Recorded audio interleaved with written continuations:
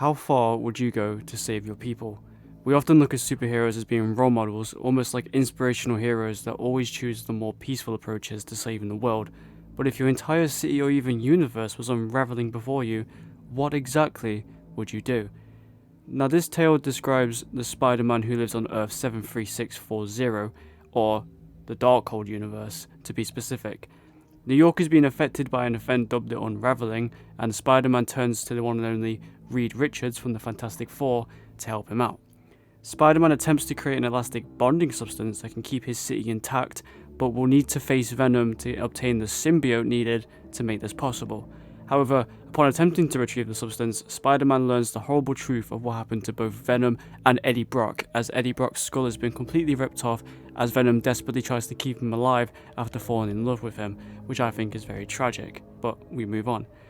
However, there's no other options in sight, and the threat of Gwen Stacy being dead, the whole city is on edge. And then Spider-Man turns to Reed Richards once again and makes a very horrifying decision. Spider-Man decides to use Reed's whole body to cover the city and to save them from the Unraveling. How fucked up is that for a Spider-Man story? Now, this is obviously not a canon version of the Spider-Man saga. It does tend to be more edgy of a Marvel comic, and I really like the idea and the concept of it. But I've got one more for you, so stick around and we'll learn about the horrid truth about the Peter Parker who got bit by a spider but didn't exactly live through it. Peter Parker from Earth 9591 looked to be a pretty normal kid, working freelance at the Daily Bugle for rent money, looking and feeling normal without any adverse side effects. However, there's more than meets the eye. Traditionally, obviously we know that Spider-Man will get bit by the spider and then he would possess the enhanced spider-like abilities and become Spider-Man, the friendly neighborhood hero. However, the Spider-Man here doesn't exactly inhibit the powers. The spider still bites Peter Parker.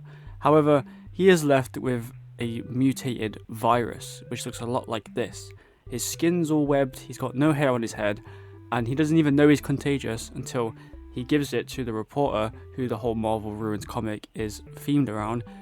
I forget his name, my bad. But that's the point. The point is that he is responsible for making this reporter infected, and he gets quarantined and sectioned off, and he looks terrifying.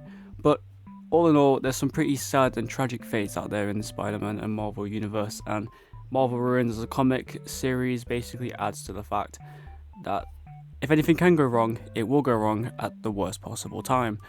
But until next time, keep slinging those webs, keep shooting those bad guys, and I'll see you later. Peace out.